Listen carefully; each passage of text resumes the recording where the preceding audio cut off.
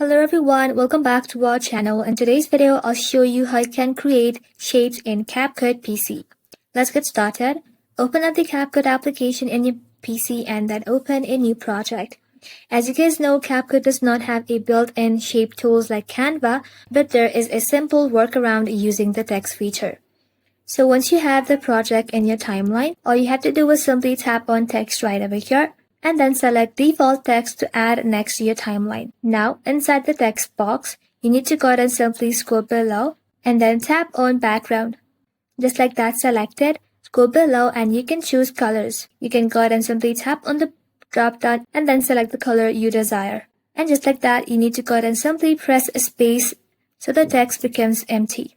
And just like that, you can go ahead and simply drag the corners to stretch the box into rectangle, square, or resize it evenly on the sides. If you want to blur or highlight the effect, you can adjust the opacity slider to make the shape even more transparent. Perfect for censoring or covering parts of the video. And that's it. You have created a shape in CapCut PC using the text background trick. Thank you all for watching. If this video was helpful, leave a like and sub, and I'll see you in the next one.